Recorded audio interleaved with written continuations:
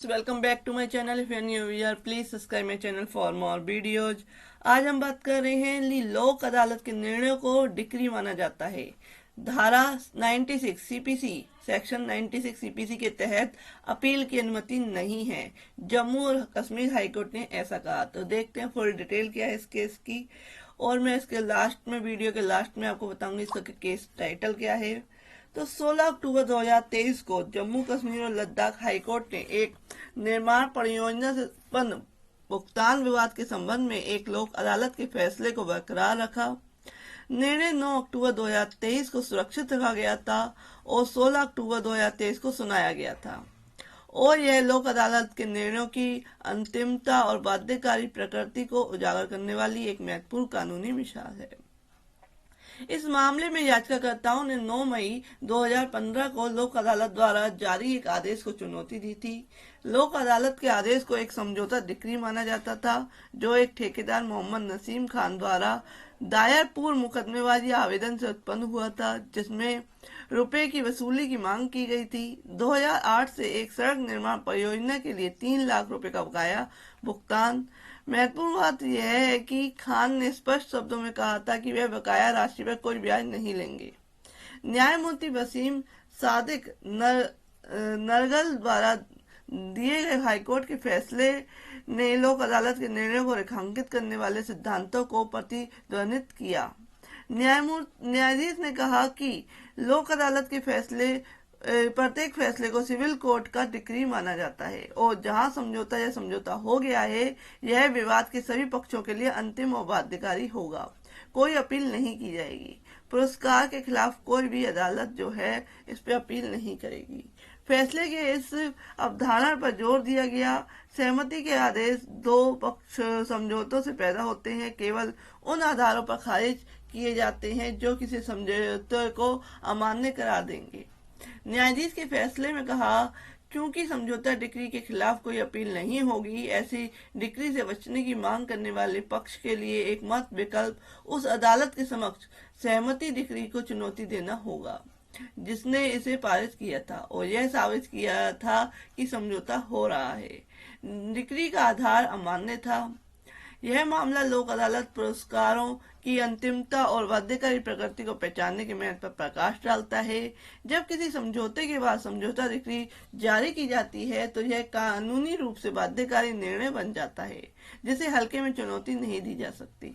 High court का निर्णय, जो लोक अदालत के समझौता डिक्री को बरकरार रखता है, इस सिद्धांत को पुष्ट करता है कि इन निर्णयों को रद्द करने से पहले सावधानी पूर्वक जांच की जानी चाहिए।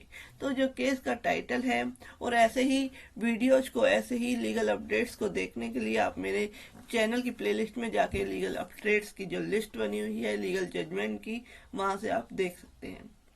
तो केस का जो टाइटल है वो है मुख्य अभियंता PWD कश्मीर बनाम फहमीदा बेगम। केस नंबर है OWP 384 2018।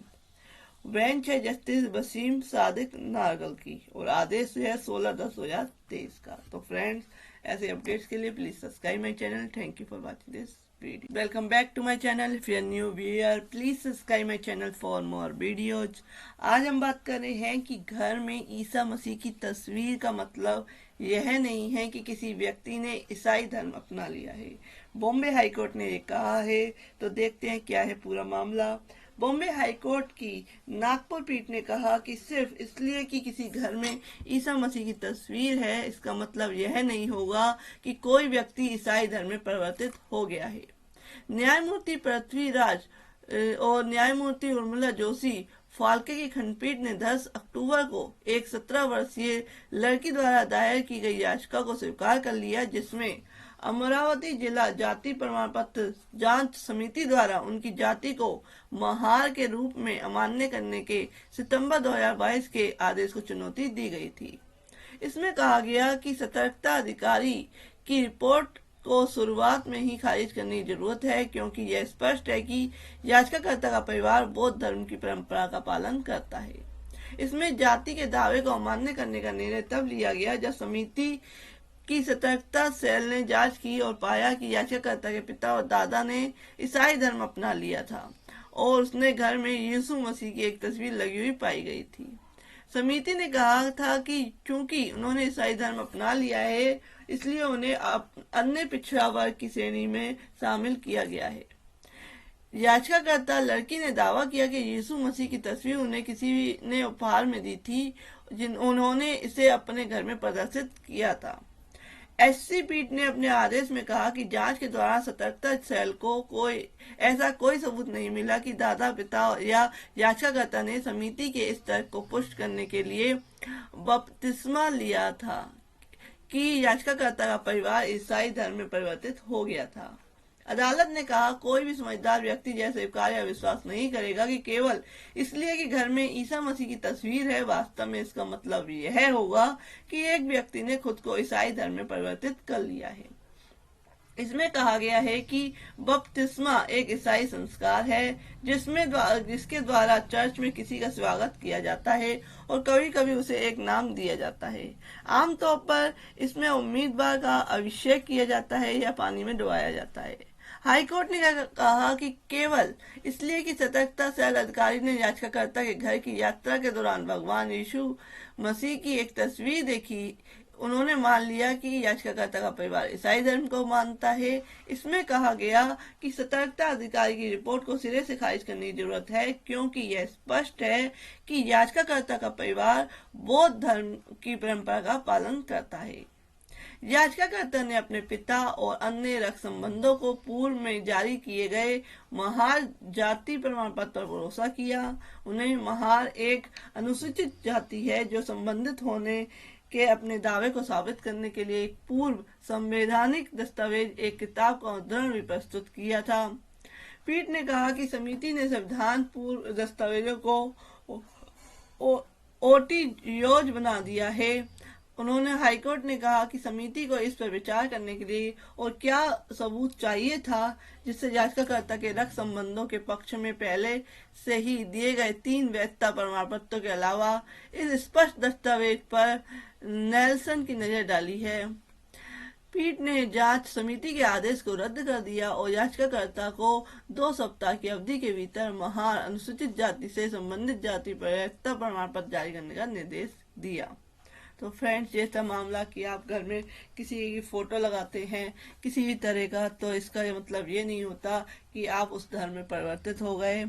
अगर आपको किसी ने कोई उपहार दिया है, गिफ्ट दिया है या किसी अन्य तरीके से आपको वो मिली है और आपने बाई चांस अपने घर में लगा ली, तो इसका ये मतलब नहीं हुआ कि आपने उसी धर्म को अपना लिया। तो फ्रेंड्स, ऐसे अपडेट्स के लिए please subscribe my channel. Thank you for watching this. Back to my channel. If you are new here, please subscribe my channel for more videos. आज हम बात कर रहे हैं लोन धोखाधड़ी मामले में सुप्रीम कोर्ट ने आईसीआईसीआई बैंक के पूर्व सीईओ चंदा कोचर और उनके पति से सीबीआई की याचिका पर जवाब मांगा है। तो सुप्रीम कोर्ट ने सोमवार को आईसीआईसीआई बैंक के पूर्व सीईओ और सह एमडी चंदा कोचर और उनके व्यवसायी पति दीपक कोचर से धोखाधड़ी मामले में बॉम्बे हाईकोर्ट द्वारा दी गई अंतरिम जमानत को चुनौती देने वाली सीबीआई की याचिका पर जवाब मांगा। न्यायमूर्ति अनिरुद्ध बोस और न्यायमूर्ति बेला एम त्रिवेदी की पीठ ने सीबीआई की याचिका पर नोटिस जारी किया और दंपत्ति से 3 सप्ताह में जवाब मांगा है। पीठ ने राजू से पूछा कि जब वह एक निजी बैंक था तो आईपीसी की धारा 409 कैसे लागू हुई। राजू ने जवाब दिया कि बैंक भले ही निजी हो लेकिन इसमें जनता का पैसा शामिल है। पीठ ने कहा कि वह नोटिस जारी कर रही है और 3 सप्ताह में उनका जवाब मांग रही है। 9 जनवरी को हाईकोर्ट ने ऋण धोखाधड़ी मामले में दंपत्ति को आकस्मिक और यांत्रिक तरीके से और स्पष्ट रूप से बिना दिमाग लगाए गिरफ्तार करने के लिए सीबीआई की खिंचाई की और उन्हें अंतिम जमानत दे दी। वीडियोकॉन आईसीआईसीआई बैंक ऋण धोखाधड़ी मामले में सीबीआई ने 23 दिसंबर 2022 को कोचर को गिरफ्तार किया था। तो फ्रेंड्स, आगे देखते हैं क्या होता है। If you like my video please like share and subscribe my channel. Thank you for watching this. Friends, welcome back to my channel. If you are new here please subscribe my channel for more videos.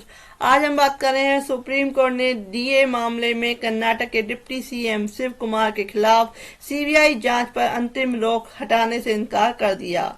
Supreme court ने सोमवार को कर्नाटक के उप मुख्यमंत्री DK Shiv Kumar के खिलाफ आय से अधिक संपत्ति के मामले में सीबीआई की जांच पर लगी अंतिम रोक हटाने से इनकार कर दिया। न्यायमूर्ति अनिरुद्ध बोस और न्यायमूर्ति बेला एम त्रिवेदी की पीठ ने कर्नाटक हाईकोर्ट के 12 जून के आदेश को चुनौती देने वाली सीबीआई की याचिका पर शिव कुमार को नोटिस जारी किया। रोक के परिणाम स्वरूप केंद्रीय एजेंसी द्वारा आगे की जांच रोक दी गई है। अतिरिक्त सॉलिसिटर जनरल एसवी राजू ने कहा कि सीबीआई की 90% जांच पूरी हो चुकी है, लेकिन हाई कोर्ट के अंतिम स्थगन आदेश के कारण वे आगे नहीं बढ़ पा रही है। उन्होंने पीठ से विवादित आदेश पर रोक लगाने का आग्रह किया, जिस पर पीठ ने कहा कि यह एक तरफा रोक नहीं लगा सकती। शीर्ष अदालत ने शिव कुमार से 7 नवंबर तक जवाब मांगा है, तो देखते हैं क्या जवाब आता है। तो फ्रेंड्स, ऐसे अपडेट्स के लिए please subscribe my channel. Thank you for watching this video. Friends, welcome back to my channel. If you are new viewer, please subscribe my channel for more videos. आज हम बात कर रहे हैं जो आजम खान हैं और उनकी पत्नी और बेटे को 7 साल की सजा मिली। क्यों मिली? 2019 का जो फर्जी प्रमाण पत्र मामला था, उस केस में क्या है उनकी पत्नी, उनके बेटे को, उनको खुद को क्या है, आजम खान को क्या है सजा मिली है 7 साल की। देखते हैं पूरा मामला क्या है। तो आज बुधवार को, आज के दिन क्या है, समाजवादी पार्टी के नेता आजम खान को क्या है उनकी पत्नी जो है फातिमा और बेटे अब्दुल्ला आजम को 2019 फर्जी जन्म प्रमाण पत्र मामले में दोषी ठहराया और उन्हें 7 साल की जेल की सजा सुनाई है। अभियोजन पक्ष का प्रतिनिधित्व कर रहे पूर्व जिला सरकारी वकील अरुण प्रकाश सक्सेना ने कहा, अदालत के फैसले के बाद तीनों को न्यायिक हिरासत में ले लिया गया और अदालत से ही जेल भेज दिया गया है। एमपी एमएलए अदालत के मजिस्ट्रेट शोभित बंसल ने तीनों दोषियों को अधिकतम 7 साल की सजा सुनाई।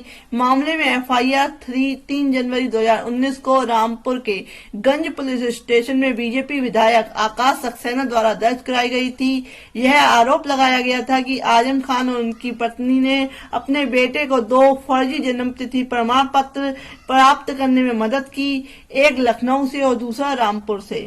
आरोप पत्र के मुताबिक रामपुर नगर पालिका द्वारा जारी प्रमाण पत्र पर अब्दुल्ला आजम की जन्म तिथि 1 जनवरी 1993 है बताई गई है और दूसरे जन्म प्रमाण पत्र पर क्या है 30 सितंबर 1990 जो है लखनऊ में जिसका है प्रमाण पत्र बताया गया है। तो फ्रेंड्स, ये था इसका अपडेट्स की जो आजम खान है, उनकी पत्नी है, जो बेटे हैं, वो 7 साल की सजा के लिए आज ही के डिसीजन हुआ है और उनको क्या है तुरंत ही अदालत से रेफर कर दिया गया है जेल की ओर। तो फ्रेंड्स, ऐसे अपडेट्स के लिए please subscribe my channel. Thank you for watching this video. Welcome back to my channel. If you are new viewer, please subscribe my channel for more videos.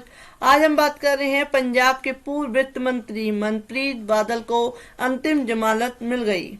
Punjab और हरियाणा हाईकोर्ट ने सोमवार को बठिंडा में एक संपत्ति के खरीद से कथित अनियमितताओं के मामले में पंजाब के पूर्व वित्त मंत्री मनप्रीत सिंह बादल को अंतिम जमानत दे दी। बठिंडा की एक अदालत द्वारा 4 अक्टूबर को उनकी अंतरिम जमानत याचिका खारिज किए जाने के बाद बादल ने हाईकोर्ट का रुख किया था। उनके वकील अर्शदीप सिंह चीमा ने कहा कि न्यायमूर्ति विकास बहल की पीठ ने बादल को अंतिम जमानत दे दी, जो अब भाजपा में हैं।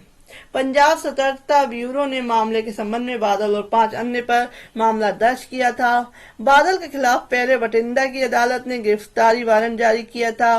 ब्यूरो की कई टीमों ने पंजाब, हरियाणा, हिमाचल प्रदेश, उत्तराखंड और राजस्थान में विभिन्न स्थानों पर छापेमारी की थी, लेकिन बादल का पता नहीं चल सका। सतर्कता ब्यूरो ने पूर्व विधायक स्वरूप चंद्र सिंगला की 2021 की शिकायत के आधार पर मामले की जांच शुरू की थी, जिसमें बठिंडा में एक प्रमुख स्थान पर संपत्ति के खरीद में अनियमितताओं का आरोप लगाया गया था। भाजपा नेता सिंगला, जो पहले शिरोमणि अकाली दल में थे, ने आरोप लगाया था कि पिछली कांग्रेस सरकार ने मंत्री के रूप में बादल ने 2 वाणिज्यिक भूखंडों को अपने लिए आवश्यक भूखंड में बदलने के लिए अपने पद का दुरुपयोग किया था। भारतीय दंड संहिता की धारा 420 धोखाधड़ी और 468 जालसाजी सहित संबंधित धाराओं और भ्रष्टाचार निवारण अधिनियम के प्रावधानों के तहत मामला दर्ज किया गया था। जांच के दौरान यह पाया गया कि बादल ने मॉडल टाउन चरण 1 बठिंडा में 1560 वर्ग गज के 2 भूखंड खरीदने के लिए कथित तौर पर अपने पद का दुरुपयोग किया, जिससे राज्य के खजाने को लाखों रुपए की वित्तीय हानि हुई। सतर्कता ब्यूरो के अनुसार यह पाया गया कि बादल ने कथित तौर पर बठिंडा विकास प्राधिकरण के अधिकारियों के साथ मिलीभगत की और 2021 में भूखंडों की बोली में दौरान आम जनता को गुमराह किया। ब्यूरो ने आरोप लगाया कि बोली प्रक्रिया में जनता की भागीदारी को रोकने के लिए नकली नक्शे अपलोड किए गए थे। तो फ्रेंड्स, ऐसे ही अपडेट्स के लिए please subscribe my channel. Thank you for watching this. Hello friends, welcome back to my channel. If you are new here, please subscribe my channel for more videos. आज हम बात कर रहे हैं धारा 52A NDPS एक्ट। अभियुक्त केवल इसलिए जमानत का हकदार नहीं हो जाएगा क्योंकि फोरेंसिक विश्लेषण के लिए भेजे गए नमूने मजिस्ट्रेट के सामने नहीं लिए गए थे। तो हाई कोर्ट ने कहा है, एक महत्वपूर्ण कानूनी विकास में बॉम्बे हाई कोर्ट ने हाल ही में narcotics, drugs and psychotropic substance NDPS अधिनियम 1985 के तहत आरोपी व्यक्तियों के लिए दूरगामी प्रभाव वाला एक फैसला सुनाया। न्यायमूर्ति MS कर्णिक ने नेतृत्व वाली अदालत ने रेखांकित किया कि एक आरोपी की जमानत का अधिकार केवल NDPS अधिनियम की धारा 52A के तहत निर्धारित प्रक्रिया का अनुपालन न करने पर निर्भर नहीं होना चाहिए। विचाराधीन मामले में एक आरोपी व्यक्ति मुकेश चौधरी शामिल है, जिसे कथित तौर पर कोडीन के व्यावसायिक मात्रा रखने के आरोप में गिरफ्तार किया गया था। इस फैसले में ऐसे मामलों में जमानत देने के मापदंडों को स्पष्ट कर दिया है। न्यायमूर्ति कर्णिक के फैसले में उनके शब्दों में निम्नलिखित प्रमुख बिंदुओं पर जोर दिया गया है। ऐसे चरण में जब अदालत जमानत देने और स्वीकार करने के सवाल से चिंतित है, यह एकमात्र विचार नहीं हो सकता। यह प्रासंगिक विचारों में से एक हो सकता है, लेकिन एकमात्र विचार नहीं हो सकता। इसके आधार पर यह दिखाया गया है कि NDPS अधिनियम की धारा 52A के तहत प्रक्रिया का पालन नहीं किया जाता है। अब मैं आपको इसको लास्ट में क्या बताऊंगी, इसका टाइटल क्या है, क्या केस नंबर है, सारा कुछ आपको लास्ट में वीडियो के बताऊंगी, तो बने रहिए वीडियो के साथ। तो धारा 52A के तहत प्रक्रिया का पालन नहीं किया जाता है तो आरोपी स्वतः ही अधिकार के रूप में जमानत का हकदार हो जाता है। NDPS अधिनियम की धारा 37 की कठोरता लागू रहेगी। मामला NDPS अधिनियम की धारा 52A के इर्द गिर्द घूमता है, जो मुख्य रूप से जब्त की गई मादक दवाओं, मनोदैहिक पदार्थों के निपटान से संबंधित है। यह धारा अनिवार्य करती है कि जब्त किए गए पदार्थों से नमूने लेने के दौरान एक मजिस्ट्रेट उपस्थित रहे और मजिस्ट्रेट को इस प्रक्रिया की सटीकता को प्रमाणित करना होगा। इस विशिष्ट मामले में अभियोजन पक्ष ने तर्क दिया कि नमूने पंचों गवाहों की उपस्थिति में किए गए थे और बाद में उन्हें विश्लेषण के लिए राज्य फोरेंसिक विज्ञान प्रयोगशाला में भेजा गया था, जिससे प्रतिबंधित पदार्थों की उपस्थिति की पुष्टि हुई थी। बचाव पक्ष ने तर्क दिया कि धारा 52A का अनुपालन न करने पर आवेदक को जमानत पर रिहा करना जरूरी है। न्यायमूर्ति कर्णिक के फैसले ने धारा 52A के गैर अनुपालन के मामलों में 2 संभावित परिदृश्यों में अंतर्दृष्टि प्रदान की।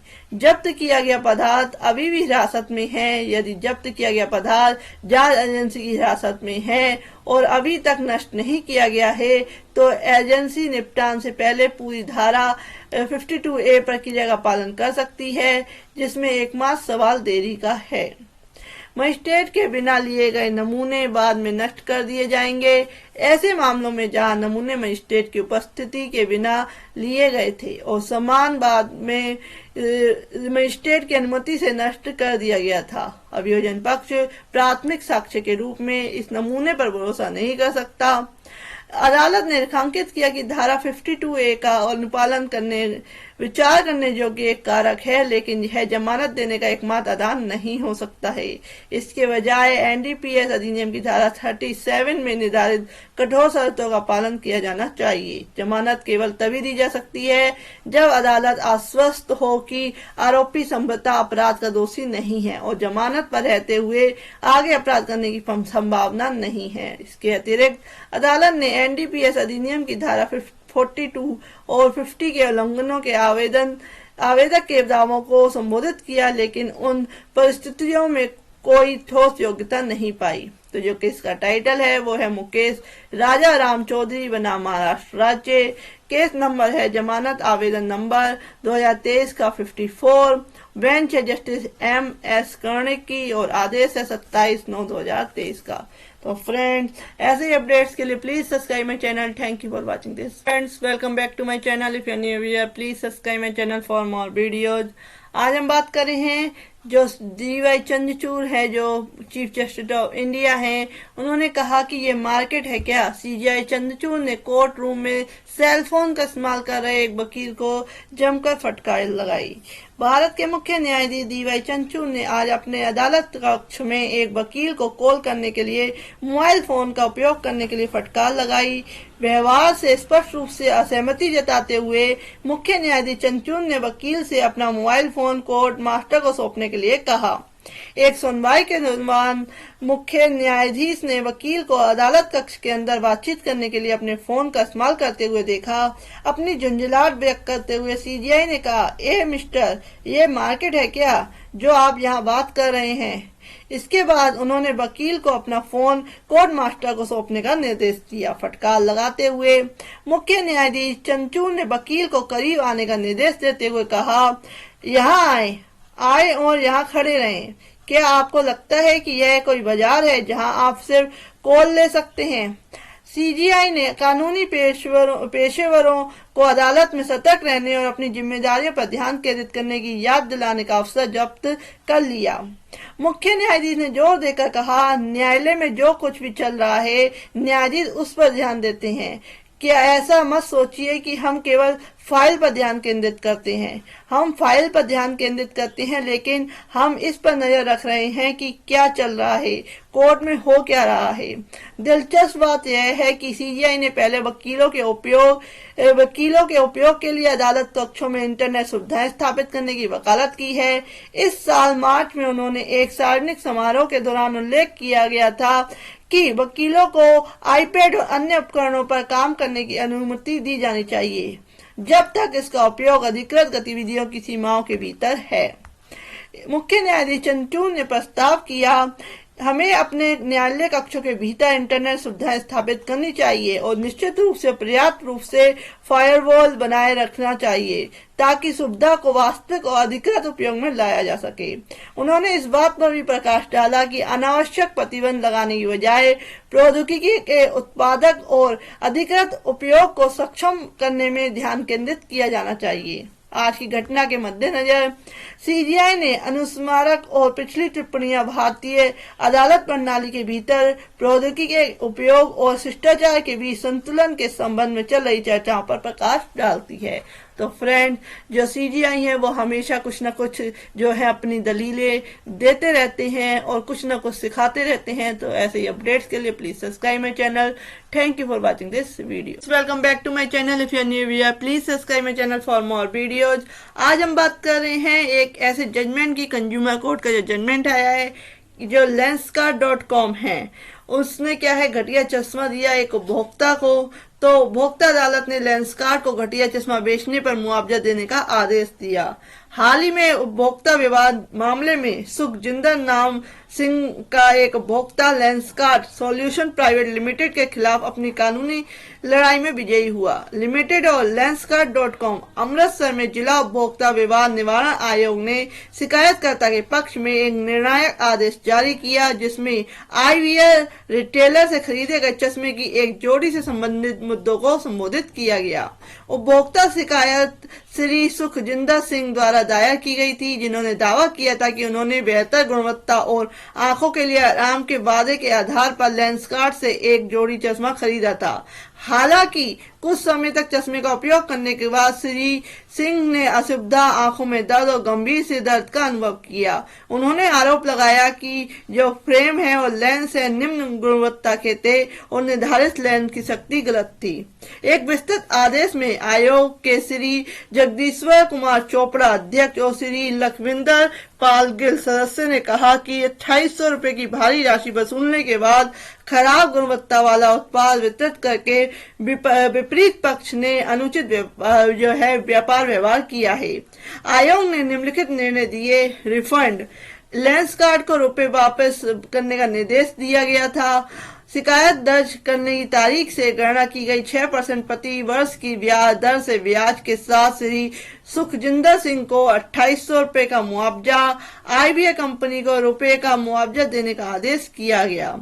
शिकायतकर्ता को मानसिक पीड़ा, उत्पीड़न, असुविधा, वित्तीय हानि को कवर करते हुए 5000 रुपए मुकदमेबाजी खर्च, लेंसकार्ट को रुपए के मुकदमेबाजी खर्च को कवर करने के लिए निर्देशित किया गया था। शिकायतकर्ता के लिए 3000 रुपए अनुपालन समय सीमा। आदेश का अनुपालन करने के लिए विपरीत पक्ष को 45 दिनों की छूट अवधि दी गई थी।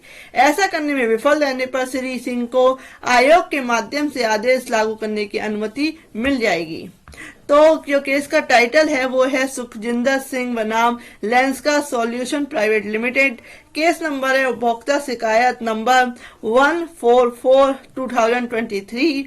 बेंच श्री जगदीश्वर कुमार चोपड़ा अध्यक्ष और श्री लखविंदर पाल गिल सदस्य। जो ऑर्डर है वो 3/10/2023 का है। तो फ्रेंड्स, ऐसे अपडेट्स के लिए please subscribe my channel. Thank you for watching this video. Welcome back to my channel. If you are new here please subscribe my channel for more videos. आज हम बात कर रहे हैं IPC की धारा 498A के तहत क्रूरता लिव इन रिलेशनशिप पर लागू नहीं होती। ये कहा है केरला हाईकोर्ट ने। तो केरल हाईकोर्ट ने कहा है कि IPC की धारा 498A के तहत किसी पुरुष या उसके रिश्तेदार को किसी महिला के प्रति क्रूरता के लिए दोषी नहीं ठहराया जा सकता है यदि केवल लिव इन रिलेशनशिप में था और शादी नहीं हुई थी। IPC की धारा 498A किसी महिला के पति और पति के रिश्तेदारों के लिए सजा का प्रावधान करती है जो उसके साथ क्रूरता करता है। न्यायमूर्ति सोफी थॉमस का फैसला 20 साल पहले IPC की धारा 498A और 306 आत्महत्या के लिए उकसाना के तहत अपराध के लिए एक व्यक्ति या उसके भाई की दोषसिद्धि और सजा को रद्द करते हुए आया था।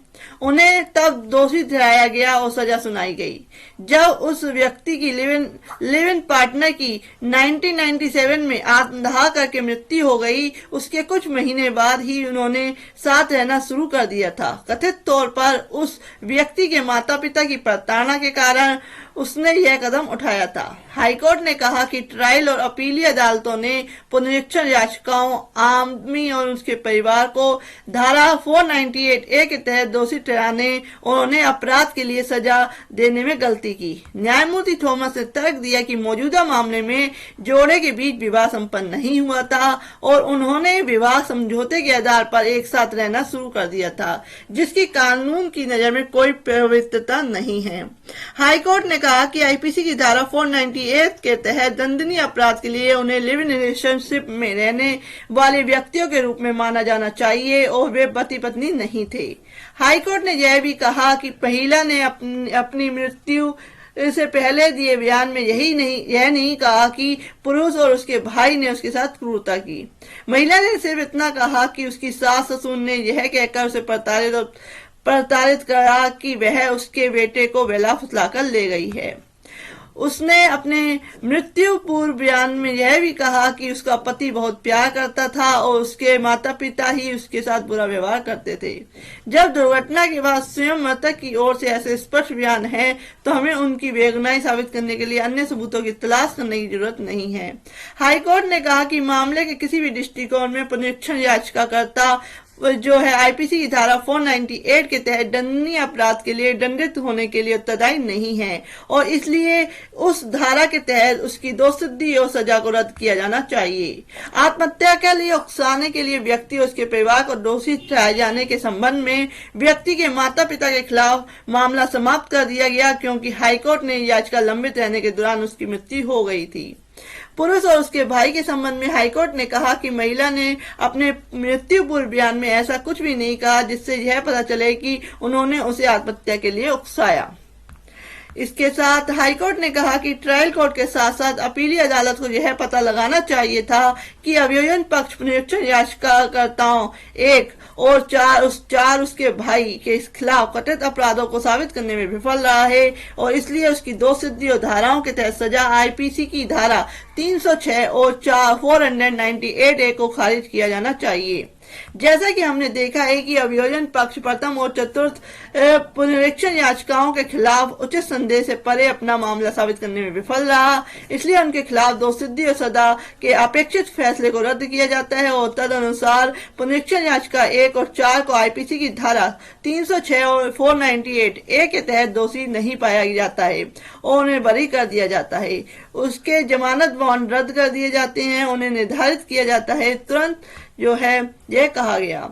यह आदेश उस व्यक्ति और उसके भाई और उसके माता पिता द्वारा ट्राई कोर्ट और अपीली अदालत में उन फैसलों के खिलाफ की गई अपील पर आया जिसमें उन्हें 2 अपराधों के लिए दोषी ठहराया गया था और सजा सुनाई गई थी। तो फ्रेंड्स, जो लिव इन रिलेशनशिप में व्यक्ति रह रहा है उसको 498 का केस नहीं कर सकता, क्योंकि जो लिव इन रिलेशनशिप है वो मैरिज की कैटेगरी में नहीं आता है। तो फ्रेंड्स, ऐसे ही अपडेट्स के लिए please subscribe my channel. Thank you for watching this video. नमस्कार दोस्तों, स्वागत है आपका मेरे चैनल पे। अगर आप मेरे चैनल पे नए हैं तो प्लीज सब्सक्राइब माय चैनल। मैं ऐसी ही वीडियो आपके लिए लाती रहूंगी। तो उपभोक्ता अदालत ने फोन रिपेयरिंग की सेवा में कमी के लिए OnePlus सर्विस सेंटर पर लगाया जुर्माना। एक हालिया फैसले में रेवाड़ी जिले में उपभोक्ता विवाद निवारण आयोग ने मोबाइल फोन की देरी से मरम्मत के लिए एक उपभोक्ता को मुआवजा देने के लिए एक अनिवार्य आदेश जारी किया। भीम सिंह बनाम OnePlus एक्सक्लूसिव सर्विस सेंटर मामले में सर्विस सेंटर द्वारा सेवा में कमी के आरोप शामिल थे। शिकायतकर्ता भीम सिंह ने रुपए में OnePlus 60 नंबर का जो है मोबाइल खरीदा था। नवंबर 2018 में 45,999 रुपए का। जब इस्तेमाल के दौरान फोन में खराबी आ गई तो वह मरम्मत के लिए OnePlus एक्सक्लूसिव सर्विस सेंटर पहुंचे। सर्विस सेंटर ने रुपए की मांग की। मरम्मत के लिए 2,000 रुपए और भीम सिंह ने विधिवत राशि का भुगतान किया। फोन को ब्लू डार्ट कोरियर के माध्यम से सेवा केंद्र में भेजा गया था, लेकिन दुर्भाग्य से मरम्मत के बाद फोन उसे वापस नहीं किया गया, जिससे उपभोक्ता को शिकायत हुई। शिकायत के जवाब में विपक्षी पार्टी ने तर्क दिया कि शिकायतकर्ता ने 4 साल तक बिना किसी समस्या के मोबाइल सेट का इस्तेमाल किया था और फोन को नुकसान बाहरी कारणों से हुआ था। ओपी ने यह भी दावा किया कि फोन वापस करने के लिए कई प्रयास किए गए, लेकिन पता जो था वो गलत था और इस चक्कर में बाधा आई। फैसले में श्री संजय कुमार खंडूजा अध्यक्ष और श्री राजन पार्षद सदस्य ने जिला उपभोक्ता निवारण आयोग ने शिकायतकर्ता श्री भीम सिंह के पक्ष में पाया। जो फैसला था, आयोग ने अध्यक्ष श्री संजय कुमार खंडूजा ने अपने फैसले में कहा, दिलचस्प और चौंकाने वाली बात यह है कि उक्त अनुल्लंघनों को उत्तर के साथ संलग्न नहीं किया गया है, जो मामले में ओपी की उदासीनता लापरवाही को दर्शाता है। आगे कहा कि अधूरे पते के कारण विफल डिलीवरी के ओपी के दावे जो है निराधार हैं। आयोग ने ओपी को 30 दिनों के भीतर शिकायतकर्ता को मोबाइल फोन वापस करने का आदेश दिया। इसके अलावा उन्होंने ओपी को रुपए का मुआवजा देने का निर्देश दिया। श्री भीम सिंह को 20,000 रुपए, जिससे मानसिक परेशानी हुई, मुकदमेबाजी में जो खर्च हुआ, प्रतिपूर्ति शामिल है। इस मुआवजे पर शिकायत दर्ज करने की तारीख से आदेश की तारीख तक ये है 1 महीने की समाप्ति तक 9% की प्रति वर्ष की दर से ब्याज लगेगा। इसके साथ आदेश का पालन नहीं करने पर ब्याज दर 12% सालाना हो जाएगी। आदेश में यह भी चेतावनी दी गई कि अनुपालन में विफलता के कारण अगर इस आदेश का अनुपालन नहीं किया जाता है, उपभोक्ता संरक्षण अधिनियम 2019 की धारा 71 के तहत निष्पादन याचिका दायर की जा सकती है। ऐसी स्थिति में ओपी को अधिनियम के धारा 72 के तहत अभियोजन का सामना करना पड़ सकता है, जिसके परिणाम स्वरूप कारावास या जुर्माना भी हो सकता है। जो केस का टाइटल है भीम सिंह बनाम OnePlus exclusive service centre. Case number है उपभोक्ता शिकायत नंबर 2022 का 435। बेंच है श्री संजय कुमार खंडूजा अध्यक्ष और श्री राजेंद्र पार्षद सदस्य, और जो आदेश है 26/9/2023 का है। तो फ्रेंड्स, ऐसे अपडेट्स के लिए please subscribe my channel. Thank you for watching this video. आप मेरे चैनल की प्लेलिस्ट में जा सकते हैं, वहां पे आपको बहुत सारी वीडियोज, मेरी 1000 से ऊपर वीडियोज हैं, तो आप देख सकते हैं। Thank you for watching this. Friends, welcome back to my channel. If you are new viewer, please subscribe my channel for more videos. आज हम बात कर रहे हैं कि उपभोक्ता कोर्ट ने शाकाहारी ग्राहक को मांसाहारी खाना डिलीवरी करने पर जोमेटो और मैकडोनाल्ड्स पर 1 लाख रुपए का जुर्माना लगाया। तो देखते हैं क्या है पूरा मामला। जोधपुर में जिला उपभोक्ता विवाद निवारण फोरम द्वारा लोकप्रिय ऑनलाइन खाद्य वितरण सेवा जोमेटो और फास्ट फूड दिग्गज मैकडोनाल्ड्स पर सामूहिक रूप से 1 लाख रुपए का जुर्माना लगाया है। यह सजा एक शाकाहारी ग्राहक द्वारा दिए गए ऑर्डर में दोनों कंपनियों द्वारा मांसाहारी चीजें डिलीवरी करने के बाद लगाई गई थी। शिकायतकर्ता, जिसने विशेष रूप से जोमेटो के माध्यम से मैकडोनाल्ड से शाकाहारी बर्गर का ऑर्डर दिया था, यह जानकर हैरान रह गया कि ऑर्डर में मांसाहारी चीजें थी। इस मुद्दे को जोमेटो और मैकडोनाल्ड दोनों के ध्यान में लाने के बावजूद गलती को संबोधित करने के लिए कोई उचित कार्रवाई नहीं की गई। परिणाम स्वरूप शिकायत जिला उपभोक्ता विवाद निवारण फोरम तक पहुंच गई। फोरम में जोमेटो और मैकडोनाल्ड दोनों को त्रुटि के लिए जिम्मेदार ठहराया और उन्हें शिकायतकर्ता को 1 लाख रुपए का मुआवजा देने का निर्देश दिया। इसके अतिरिक्त इससे मुकदमेबाजी लागत के लिए 5,000 रुपए का भुगतान करने का भी आदेश दिया। इसके जवाब में जोमेटो ने जिला आयोग के फैसले को चुनौती देने का इरादा जताया है। खाद्य वितरण मंच ने तर्क दिया है कि वह भोजन की बिक्री में केवल एक मध्यस्थ है और इसलिए किसी भी तरह डिलीवरी और ऑर्डर ब्लेम में इनकी जिम्मेदारी नहीं होनी चाहिए। यह घटना लखनऊ में इसी तरह के एक मामले के बाद सामने आई है, जहां एक शाकाहारी ग्राहक को गलती से चिली पनीर की बजाय चिली चिकन वितरण करने के बाद एक स्थानीय रेस्टोरेंट और एक डिलीवरी एजेंट पर आरोप लगाया गया था। ग्राहक ने घटना पर दुख व्यक्त किया और रेस्टोरेंट द्वारा बरती गई लापरवाही के कारण शिकायत दर्ज कराई। इस गड़बड़ी से उनकी भूमिका के लिए रेस्टोरेंट मालिक और डिलीवरी कार्यकारी के खिलाफ आरोप दायर किए गए थे।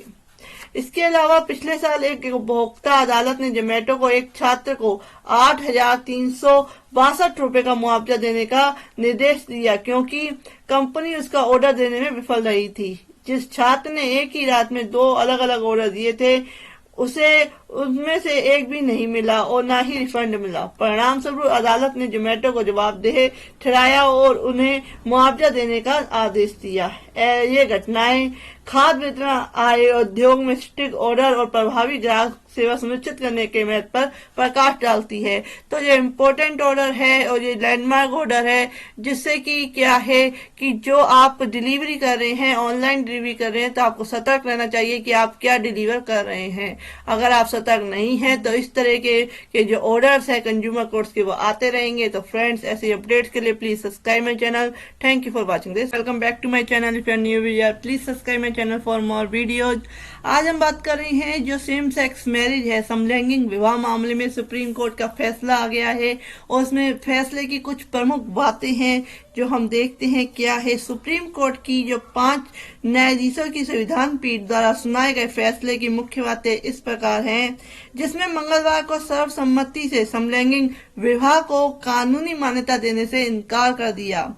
और इसमें मुख्य बातें जो कही कि CJI DY चंचू और न्यायमूर्ति संजय किशन कौशल ने अपने 2 अलग अलग फैसलों में समलैंगिक विवाह से संबंधित लगभग सभी कानूनी सवालों पर सहमति जताई। हालांकि न्यायमूर्ति S रविंद्र भट्ट, न्यायमूर्ति हिमा कोहली और न्यायमूर्ति PN नरसिम्हा के बीच कुछ पहलुओं पर मतभेद था, जिसमें समलैंगिक जोड़ों के लिए गोद लेने के नियमों की प्रयोज्यता भी शामिल है। न्यायमूर्ति भट्ट ने अपने और न्यायमूर्ति कोहली के लिए लिखे फैसले में कहा कि कानून द्वारा मान्यता प्राप्त लोगों को छोड़कर विवाह का कोई अयोग्य अधिकार नहीं है। नेक्स्ट आते हैं कि विवाह या नागरिक संघ के समान मिलन के अधिकार को कानूनी मान्यता देने और रिश्ते के पक्षों को कानूनी दर्जा प्रदान करने का अधिकार केवल अधिनियमित कानून के माध्यम से ही हो सकता है। नेक्स्ट आते हैं कि वर्गीकरण के आधार पर विशेष विवाह अधिनियम को चुनौती नहीं दी गई है। नेक्स्ट की केंद्र समलैंगिक समुदाय से संबंधित सभी कारकों की व्यापक जांच करके और उसके लिए लाभों पर विचार करने के लिए केंद्रीय कैबिनेट सचिव की अध्यक्षता में एक उच्चाधिकार प्राप्त समिति का गठन करेगा। नेक्स्ट है कि विश्व लैंगिक संबंधों में ट्रांसजेंडर व्यक्तियों को मौजूदा वैधानिक प्रावधानों के तहत शादी करने की स्वतंत्रता और अधिकार है। नेक्स्ट आते हैं कि सीजीआई चंद्रचूड़ ने अपने अलग फैसले में कहा कि संविधान स्पष्ट रूप से शादी करने के मौलिक अधिकार को मान्यता नहीं देता है। नेक्स्ट की विचित्रता एक प्राकृतिक घटना है जो भारत में प्राचीन काल से ज्ञात है, यह शहरी या संप्रभात नहीं है। नेक्स्ट है कि विवाह संस्था की कोई सार्वभौमिक अवधारणा नहीं है, ना ही यह स्थिर है। राज्य द्वारा विनियम के कारण विवाह को एक कानूनी संस्था के रूप में महत्व प्रदान हुआ है। नेक्स्ट समलैंगिक जोड़े सहित सभी व्यक्तियों की संघ के में प्रवेश करने की स्वतंत्रता संविधान के भाग 3 द्वारा संरक्षित है। नेक्स्ट कहते हैं कि शीर्ष अदालत या तो SMA की संवैधानिक वैधता को रद्द नहीं कर सकती है या इसकी संस्थागत सीमाओं के कारण SMA में शब्दों को पढ़ नहीं सकती है। नेक्स्ट की किसी संघ में शामिल होने के अधिकार को यौन रुझान के आधार पर प्रतिबंधित नहीं किया जा सकता है। विश्व लैंगिक संबंधों में ट्रांसजेंडर व्यक्ति को मौजूदा कानून के तहत शादी करने का अधिकार है, जिसमें विवाह को विनियमित करने वाले व्यक्तिगत कानून भी शामिल है। नेक्स्ट कहा है कि राज्य को LGBTQ समुदाय को संविधान के तहत अपने अधिकारों का प्रयोग करने में सक्षम बनाना चाहिए। नेक्स्ट की सीजीआई का कहना है कि अब विवाहित जोड़ों विभिन्न जोड़ों सहित संयुक्त रूप से बच्चा गोद ले सकते हैं। नेक्स्ट की जस्टिस चंद्रचूड़ से अलग टिप्पणी करते हुए जस्टिस भट्ट ने कहा कि कारा सेंट्रल एडॉप्शन रिसोर्स अथॉरिटी के नियमों के नियम 5(3) को आग्रह किया गया आधार पर शून्य नहीं ठहराया जा सकता है।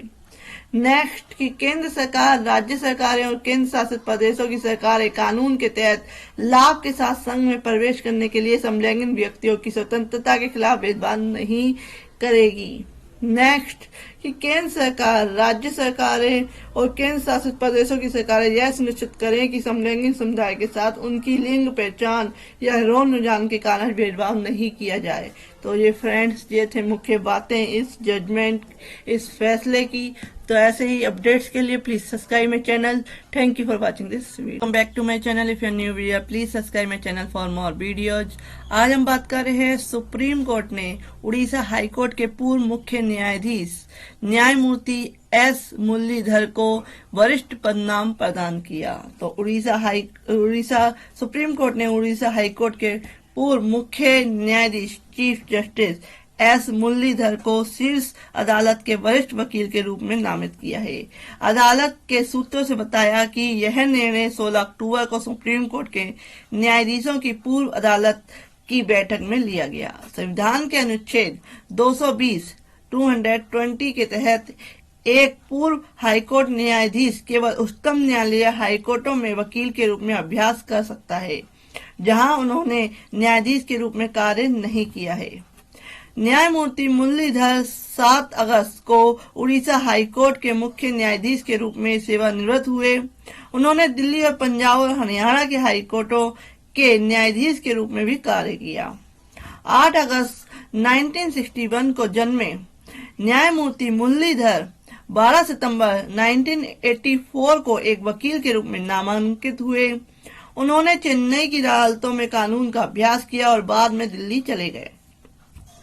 उन्हें शुरुआत में मई 2006 में दिल्ली हाईकोर्ट के न्यायाधीश के रूप में नियुक्त किया गया था और बाद में 6 मार्च 2020 को पंजाब और हरियाणा हाईकोर्ट में स्थानांतरित कर दिया गया था। 26 फरवरी 2020 की आधी रात के करीब जब केंद्र सरकार ने पंजाब और हरियाणा हाई कोर्ट में उनके स्थानांतरण की अधिसूचना जारी की तो एक विवाद खड़ा हो गया था, जिस दिन उनकी अध्यक्षता वाली पीठ ने 3 भाजपा नेताओं के खिलाफ FIR दर्ज करने में विफल रहने के लिए दिल्ली पुलिस की खिंचाई की थी। उनके कथित नफरत भरे भाषणों के लिए, जिनके कारण कथित तौर पर पूर्वोत्तर दिल्ली में सांप्रदायिक संघर्ष हुआ। हालांकि न्यायमूर्ति मुरलीधर ने विवाद पर कोई सफाई देते हुए कहा कि उन्होंने भारत के तत्कालीन मुख्य न्यायाधीश S.A. बोबडे के संचार का जवाब दिया था कि क्या वह इस प्रस्ताव से सहमत थे। उन्होंने कहा कि उन्होंने न्यायमूर्ति बोबडे से कहा कि उन्हें अपने स्थानांतरण पर कोई आपत्ति नहीं है। न्यायमूर्ति मुरलीधर ने 4 जनवरी 2021 को उड़ीसा हाई कोर्ट के मुख्य न्यायाधीश के रूप में शपथ ली। तो फ्रेंड्स, ये सब updates. If you like my video, please like, share and subscribe my channel. Thank you for watching this. Welcome back to my channel. If you are new here, please subscribe my channel for more videos. आज हम बात कर रहे हैं surrogacy से बांझ दंपतियों को बाहर करना माता पिता बनने के अधिकार का उल्लंघन है, ऐसा कहा है दिल्ली हाई कोर्ट ने। दिल्ली हाई कोर्ट ने कहा कि सरोगेसी के लाभ से बांझ जोड़ों को बाहर करना प्रथम दृष्टया उनके माता पिता बनने के मूल अधिकार का उल्लंघन है, क्योंकि यह उन्हें कानूनी और चिकित्सीय रूप से विनियमित प्रक्रियाओं सेवाओं तक पहुंच से वंचित करता है। अदालत का आदेश सरोगेसी कानून में संशोधन से व्यथित एक विवाहित जोड़े द्वारा दायर याचिका पर आया, जब तक कि उन दोनों ने युग्मक उत्पन्न करने की क्षमता न हो, तब तक बांझ जोड़ों द्वारा सरोगेसी सेवाओं के उपयोग पर प्रभावी ढंग से रोक लगा दी जाएगी। याचिकाकर्ता जोड़े ने कहा कि केंद्र की 14 मार्च की अधिसूचना से पहले, जिसमें सरोगेसी विनियमन नियम 2022 के नियम 7 के तहत फॉर्म 2 के पैराग्राफ 1D में संशोधन करके प्रश्न को बाहर रखा गया था, वे पत्नी के रूप में सरोगेट की तलाश कर रहे थे। बांझ पाया गया था, लेकिन अब उन्हें आने वाले समय के लिए माता पिता बनने के अधिकार से वंचित कर दिया गया है और उनका निषेचित भ्रूण कानूनी रूप से अव्यवहार्य हो गया है। मुख्य न्यायाधीश सतीश चंद्र शर्मा की अध्यक्षता वाली पीठ ने कहा कि मामले की जड़ व्यवहार्य अंडे पैदा करने की उनकी क्षमता के आधार पर बांझ जोड़ों द्वारा सामना किए जाने वाले स्पष्ट भेदभाव में निहित है। ऐसे मामलों में जहां एक पत्नी व्यवहार्य अंडा का उत्पादन करने में सक्षम है, हालांकि गर्भकालीन गर्भ धारण करने में असमर्थ है, इच्छुक जोड़ा कानून के अनुसार सरोगेसी प्रक्रिया का लाभ उठाने में सक्षम होगा।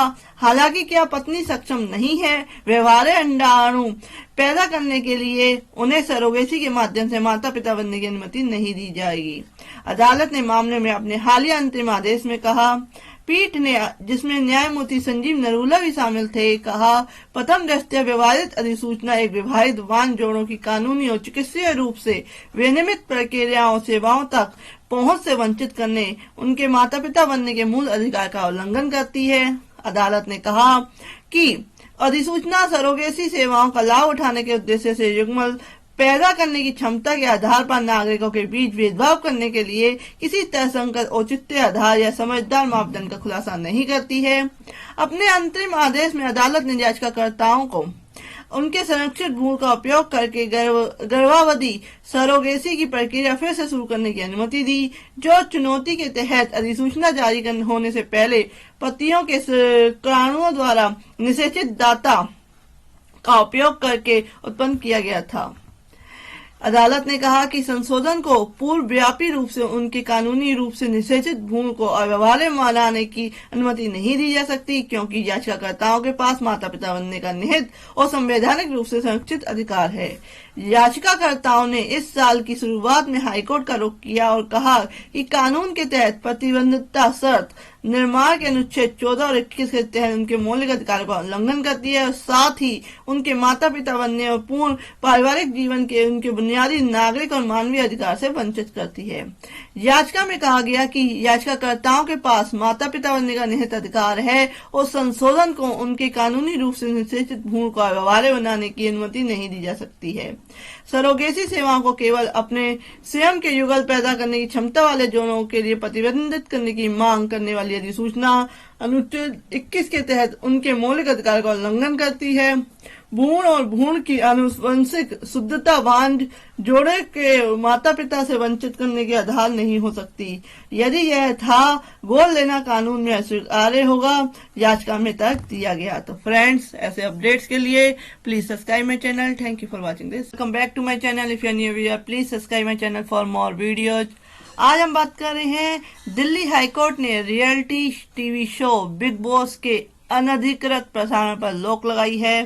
दिल्ली हाईकोर्ट ने reality television show Bigg Boss की अनधिकृत स्ट्रीमिंग पर रोक लगा दी है और कहा है कि इसकी सामग्री को अवैध रूप से प्रसारित करने वाली वेबसाइटों के बढ़ने से पायरेसी को बढ़ावा मिलेगा। वाईकॉम 18 मीडिया प्राइवेट लिमिटेड द्वारा दायर मुकदमे से निपटते हुए अदालत ने कहा कि कार्यक्रम को अत्यधिक लोकप्रियता प्राप्त है और पिछले और भविष्य के सीजन के बावजूद इसकी सामग्री का अवैध प्रसारण और पुनरुत्पादन अधिकारों पर वादी के कॉपीराइट का उल्लंघन होगा। वादी ने अदालत को बताया कि वह अपने टेलीविजन चैनलों और ओटीटी प्लेटफॉर्म पर हिंदी सहित विभिन्न प्रारूपों में शो प्रसारित करता है, लेकिन डोमेन नाम बिग बॉस वाली कई वेबसाइटें कार्यक्रम को अनधिकृत और गैर लाइसेंस प्राप्त तरीके से प्रसारित करती हैं। देखना यह है कि जो उनके व्यवसाय पर मौद्रिक प्रभाव डालने वाला है। न्यायमूर्ति ने कहा, तदनुसार प्रतिवादी नंबर 1 से 5 को बिग बॉस कार्यक्रम के किसी भी एपिसोड के प्रसारण, टेलीकास्टिंग, स्ट्रीमिंग, रीट्रांसमिटिंग एंड होस्टिंग से रोका जाता है जो पहले ही प्रसारित हो चुका है या निकट भविष्य में प्रसारित होने की संभावना है। प्रतिभा एम सिंह ने हाल ही में यह अंतरिम आदेश में कहा। अगर वादी को बिग बॉस नाम की कोई और वेबसाइट मिलती है और कोई अन्य वेबसाइट जो वादी के कार्यक्रमों को अवैध रूप से प्रसारित कर रही है, तो इन वेबसाइटों को पक्षकार बनाते हुए एक आवेदन दायर किया जाएगा। वर्तमान निषेधाज्ञा तदनुसार उन वेबसाइटों तक विस्तारित होगी। साथ ही न्यायाधीश ने कहा कि अदालत ने कहा कि वादी ने प्रथम दृष्टया एक पक्षीय निषेधाज्ञा का मामला बनाया है और अगर आपत्तिजनक वेबसाइटों पर लगाम नहीं लगाई गई तो उसे अपूर्ण क्षति होगी। अगर इस तरह की तेजी से बढ़ती वेबसाइटों जो बिग बॉस नाम का ही उपयोग करती हैं को अनुमति दी जाती है तो इससे चोरी और अनधिकृत प्रसार को बढ़ावा मिलेगा, जिससे वादी को भारी नुकसान होगा, जिसने काफी निवेश करने के बाद उस कार्यक्रम या कार्यक्रम के अधिकार प्राप्त किए होंगे। न्यायालय ने संबंधित अधिकारियों को उल्लंघन करने वाली वेबसाइटों को ब्लॉक करने का निर्देश देते हुए ये बात कही।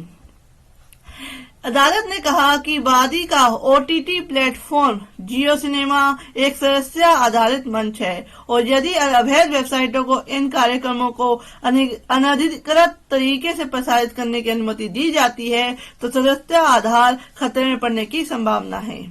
अदालत के फैसले पर टिप्पणी करते हुए वियाकॉम 18 के सामान्य वकील अनिल लाले ने कहा कि इस गतिशील निषेधाज्ञा आदेश को जारी करना सामग्री के अंतर्निहित मूल्य की अदालत की गहन मान्यता और वास्तविक समय में चोरी से निपटने की तत्काल आवश्यकता को रेखांकित करता है। माननीय द्वारा लिया गया सक्रिय रुख अदालत समुद्री डकैती के खिलाफ हमारी सतत लड़ाई में अमूल्य सहायता प्रदान करती है। तो फ्रेंड्स, ये है अपडेट्स की जो रियलिटी शो है बिग बॉस, जो कि काफी पॉपुलर शो है, लोकप्रिय शो है, उसकी क्या अनधिकृत प्रसारण जो है किया जा रहा है, उस पे हाई कोर्ट ने रोक लगाई है। तो फ्रेंड्स, ऐसे अपडेट्स के लिए please subscribe my channel. Thank you for watching this video. Friends, welcome back to my channel. If you are new here, please subscribe my channel for more video. Today we are discussing about Supreme Court Judgment 2023 Harry trial. Supreme Court set aside death penalty given child rape murder case within 23 days. Orders fresh trial. The Supreme Court on Thursday, October 19, set aside the conviction and death sentence of a man accused of kidnapping, raping, and murdering a 3-month-old infant, after nothing that he had not been given a proper opportunity to defend himself. The trial court hit the headline after being concluded in a record 23 days from the date of the offence.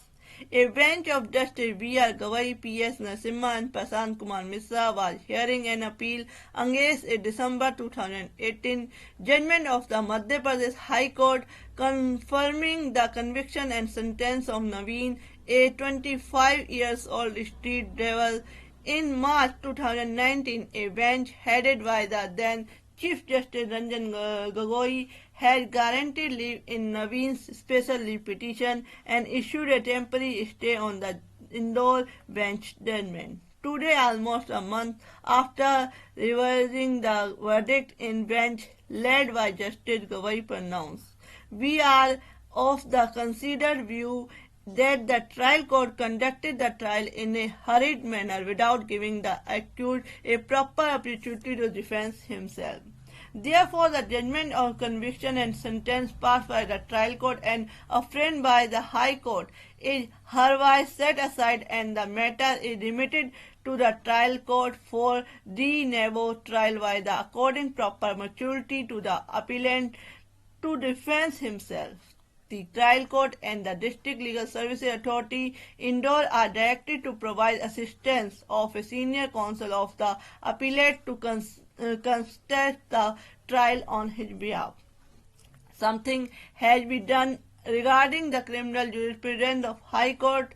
The trial court senior advocate B.M., who represented the appellant, remarked after the pronouncement both before the Supreme Court and High Court and appellant lawyers had argued that the trial had been conducted in the hurry owing the media glare of the case. My learned brother has observed strongly about all this, Justice Gawai revealed, and he added, in another case, when I was sitting with Justice Padiwala and Justice Sanjay Kumar, we had to do the same thing. In the judgment, we cited nothing several gaps of in the prosecution case, including the strong reliance on circumstantial evidence. The another Justice Misra observed that no real opportunity was according to the appellant to defend himself by, among other things, cross-examination the witnesses. He was not allowed to defense lawyer on his own and was represented by a legal aid counsel. Notably, during the trial, which was conducted on the day-to-day basis, the appellant was given a single day of time to produce expert witnesses, the Supreme Court notes. It was impossible for the accused himself to produce the another to the DNA reports in one day because the experts are government servants and could not have attended the court at the request of an accused in jail. The trial court treated the accused as if he is carrying a magical wand which is available to produce highly qualified experts who are government servants on a phone call. There was no opportunity in a real sense to the appellant to cross-examine the experts. The court also stated the principle of fair trial with reference to the criteria of judgment in the context of fair trial. It also elaborated on the concept of judicial claim and strongly advocated for the absence of the principle in both letter and spirit. Background in this case: in May 2018, a man accused of the rape and murder of a 3-month-old girl in Madhya Pradesh, Indore, was sentenced to death by the Session Court after a 23-day trial. Naveen Gadke was found guilty under the Protection of Children from Sexual Offence Act, POCSO Act, as well as of various offences under the Indian Penal Code, and handed the capital punishment which the Special Public Prosecutor Akram. The severity of the crime and arguing the court to treat it as among the rarest of rare cases. The incident dates back to April of the same year, when an infant was kidnapped near the historical Rajwada Fort in Indore, from where she was sleeping next to her parents on the street. Later, his bloodied body was found in the basement of the nearby building.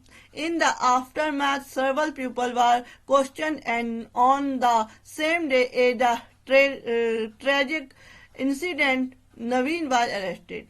The police concluded its investigation within a period of 7 days, and after an expedient trial, the verdict was pronounced on May 12 by the trial court, which was later upheld by the Indore bench of the Madhya Pradesh High Court.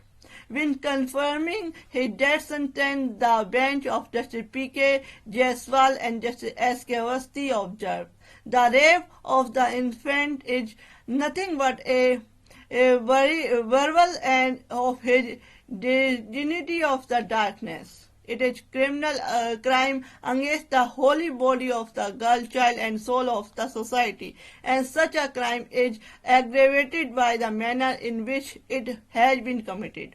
It was not committed by a accused under any mental stress and emotion disturbance, and it is difficult to compress that it would be committed such act and would be reformed and rehabilitated. The act of appellant accused meets the test of rarest of rare cases. Case detail: Naveen उर्फ Ajay versus state of Madhya Pradesh, criminal appeal numbers 489-490 of 2019.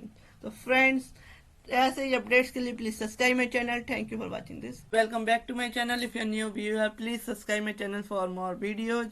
आज हम बात कर रहे हैं एक महत्वपूर्ण निर्णय की, जिसमें कहा गया है कि ऋण वसूली के लिए अपनी ऋण राशि के, जो आपने किसी को धन दिया है, पैसा दिया है, उस राशि को वसूलने के लिए उसकी मांग करना आत्महत्या के लिए उकसाना नहीं है. ऐसा कहा है छत्तीसगढ़ हाई कोर्ट ने. हाल ही में छत्तीसगढ़ हाई कोर्ट बिलासपुर ने एक मामले में आत्महत्या के लिए उकसाने के आरोपों को खारिज कर दिया, जो एक सरकारी योजना और ऋण विवाद से जुड़ा था. याचिकाकर्ता श्रीमती ने खिलाफ भारतीय दंड संहिता आईपीसी धारा 306 के तहत मामला दर्ज किया गया था. शैला सिंह पर एक महिला को आत्महत्या के लिए उकसाने का आरोप था. मुख्य न्यायाधीश रमेश सिन्हा ने मामले की अध्यक्षता की और 17 अक्टूबर 2023 को फैसला सुनाया.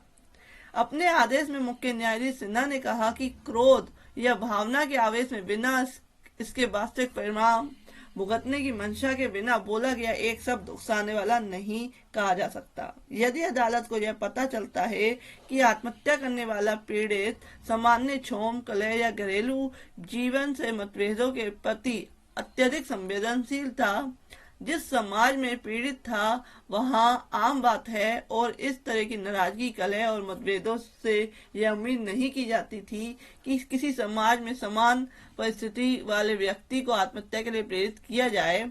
अदालत की अंतरात्मा को इस निष्कर्ष के आधार पर संतुष्ट नहीं होना चाहिए कि आरोपी आत्महत्या के अपराध के लिए उकसाने के आरोप को दोषी पाया जाना चाहिए.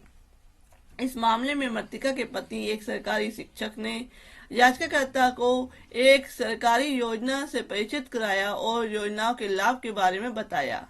याचिकाकर्ता ने उस योजना का समर्थन करने के लिए एक महत्वपूर्ण राशि प्रदान की थी, जिसका उद्देश्य छात्रों को वित्तीय सहायता प्रदान करना था. हालांकि जब पैसा योजना के खाते में जमा किया गया तो मृतक का पति कथित तौर पर याचिकाकर्ता के हिस्से की धनराशि वापस करने में विफल रहा. याचिकाकर्ता के वकील श्री अवध त्रिपाठी के अनुसार याचिकाकर्ता की ओर से मृतक को आत्महत्या के लिए उकसाने या आपराधिक इरादे का कोई सबूत नहीं था. उन्होंने तर्क दिया कि मृतक ने स्वतंत्र रूप से आत्महत्या करने का विकल्प चुना था और याचिकाकर्ता द्वारा इसे इस तरह के निर्णय के लिए मजबूर करने का कोई प्रत्यक्ष कार्रवाई नहीं की गई. राज्य का प्रतिनिधित्व करने वाले उप महाधिवक्ता सुश्री मधुनिशा सिंह ने आरोपों का समर्थन किया. उन्होंने नोट किया कि मृतक द्वारा एक सुसाइड नोट छोड़ा गया था, जिसमें दावा किया गया था कि याचिकाकर्ता उधार ली गई राशि के पुनर्भुगतान के लिए इंतजार करने को तैयार नहीं था. उन्होंने तर्क दिया कि उसने मृतक को आत्महत्या करने के लिए प्रेरित किया. हालांकि अदालत ने पाया कि अभियोजन पक्ष कथित अपराध के लिए प्रथम दृष्टया मामला स्थापित करने में विफल रहा. इसमें इस बात का जोर दिया गया कि केवल ऋण चुनौती को मांग को उकसाना नहीं माना जा सकता, क्योंकि मृतक और उसके पति कानूनी उपचार मांग सकते थे और शिकायत दर्ज करा सकते थे यदि उन्हें लगता था कि उनके साथ गलत व्यवहार किया जा रहा है. परिणाम स्वरूप अदालत ने याचिकाकर्ता के खिलाफ आरोप को रद्द कर दिया और आपराधिक प्रक्रिया संहिता की धारा 482 के तहत दायर याचिका को स्वीकार करते हुए उसे उक्त आरोप से मुक्त कर दिया. केस का जो टाइटल है वो है श्रीमती शैला सिंह बनाम छत्तीसगढ़ राज्य. केस नंबर है CR MP नंबर 1441 2017 खंडपीठ है मुख्य न्यायाधीश श्री रमेश सिन्हा की, और जो आदेश है वो 17/10/2023 का है। तो फ्रेंड्स, ऐसे अपडेट्स के लिए please subscribe my channel. Thank you for watching this. Hello friends, welcome back to my channel. If you are new viewer please subscribe my channel for more videos.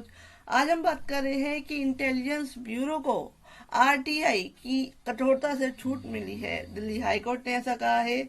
तो देखते हैं पूरा मामला क्या है। आप मेरे चैनल की प्लेलिस्ट में भी जाके अदर जजमेंट्स देख सकते हैं। तो दिल्ली हाईकोर्ट ने भ्रष्टाचार का आरोप लगाने वाले झूठे दावे के आधार पर RTI अधिनियम की तहत इंटेलिजेंस ब्यूरो द्वारा जानकारी का खुलासा करने की याचिका को खारिज कर दिया है। यह देखते हुए कि पारदर्शिता कानून में ऐसा निर्दिष्ट होने के कारण एजेंसी को छूट है। अपीलकर्ता, जिसने उसे कोई राहत देने से इनकार करने वाले एकल न्यायाधीश के आदेश को चुनौती दी थी, ने IB द्वारा आयोजित भर्ती परीक्षा से संबंधित जानकारी मांगने के लिए एक RTI आवेदन दायर किया था। उन्होंने भर्ती प्रक्रिया में कुछ अनियमितताएं का आरोप लगाया। मुख्य न्यायाधीश सतीश चंद्र शर्मा की अध्यक्षता वाली पीठ ने अपील खारिज कर दी और कहा कि भ्रष्टाचार का आरोप लगाने वाली निराधार दलीलों को सूचना का खुलासा करने के लिए RTI अधिनियम की दूसरी अनुसूची के तहत निर्दिष्ट संगठन को निर्देश देने का आधार नहीं बनाया जा सकता है। निसंदेह IB RTI अधिनियम की दूसरी अनुसूची के तहत निर्दिष्ट एक संगठन है और तदनुसार RTI अधिनियम की धारा 24 के तहत IB को RTI अधिनियम की कठोरता से छूट दी गई है। कुछ अभ्यास बनाए गए हैं जिसमें सूचना मांग की पूरी तरह से भ्रष्टाचार के आरोपों के संबंध में और मानवाधिकार उल्लंघन के आरोपों के संबंध में पीठ ने, जिसमें न्यायमूर्ति संजीव नरूला भी शामिल थे, एक हालिया आदेश में कहा। इसमें कहा गया कि अप्रमाणित दलीलों और भ्रष्टाचार का आरोप लगाने वाले निराधार बयानों को RTI अधिनियम की दूसरी अनुसूची के तहत निर्दिष्ट किसी संगठन को इस न्यायालय से निर्देश का आधार नहीं बनाया जा सकता है। अपीलकर्ता परीक्षा में असफल रहा था और बाद में उसने RTI आवेदन दायर कर अपने द्वारा प्राप्त अंक, कट ऑफ अंक, अपनी OMR सीट को एक कॉपी और अपनी मॉडल उत्तर कुंजी के संबंध में जानकारी मांगी थी। तो फ्रेंड्स, ये था कि इंटेलिजेंस ब्यूरो को RTI की कठोरता से छूट मिली हुई है। तो इस ऐसे ही अपडेट्स के लिए please subscribe my channel. Thank you for watching this. Friends, welcome back to my channel. If you are new viewer please subscribe my channel for more videos. आज हम बात कर रहे हैं कि उपभोक्ता आयोग ने उचित सत्यापन के बिना फंड देने के लिए एक्सिस बैंक को उत्तरदायी ठहराया। तो इसका क्या केस टाइटल है, मैं आपको वीडियो के लास्ट में बताऊंगी। तो जो बेंगलुरु शहरी 11 अतिरिक्त जिला उपभोक्ता निवारण आयोग द्वारा हाल ही में जारी एक कानूनी फैसले में एक उपभोक्ता श्री तरुण अग्रवाल एक्सिस बैंक और बिल्डर MS के खिलाफ अपने मामले में विजयी हुए। फैंथ इंक 27 सितंबर 2023 को श्री V देवराजू और श्रीमती अनुराधा द्वारा दिए गए फैसले में अंतिम आदेश में न्यायाधीश के शब्दों को उद्धृत करते हुए श्री अग्रवाल को वह राहत दी जो उन्होंने मांगी थी। लखनऊ के निवासी श्री अग्रवाल ने उपभोक्ता संरक्षण अधिनियम 1986 की धारा 12 के तहत एक उपभोक्ता शिकायत दर्ज की, जिसमें एक्सिस बैंक और MS द्वारा प्रदान की गई सेवाओं में कथित कमियों के खिलाफ निवारण की मांग की। फैंथ इंक के दावों में गृह ऋण समझौते को रद्द करना, 13,10,675 रुपए का रिफंड, मुआवजा और मुकदमेबाजी की लागत शामिल थी। अपनी शिकायत में श्री अग्रवाल ने कहा कि वह MS से 2 आवासीय फ्लैट खरीदने के लिए सहमत हुए थे। फैंथ इंक 47,50,000 रुपए में और एक्सिस बैंक ने 38 लाख रुपए का ऋण स्वीकार किया और श्री अग्रवाल ने बिक्री समझौते के अनुसार अग्रिम राशि का भुगतान किया। हालांकि श्री अग्रवाल ने दावा किया कि एक्सिस बैंक ने MS को 3,82,981 रुपए हस्तांतरित किए। फैंथ इंक ने अपने उनके निर्देश के बिना सबूत के तौर पर एक फर्जी ईमेल का हवाला दिया।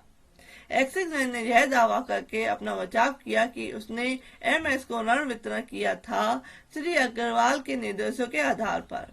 फैंथ इंक और वह 4,17,790 रुपए का भुगतान करने के लिए उत्तरदायी था।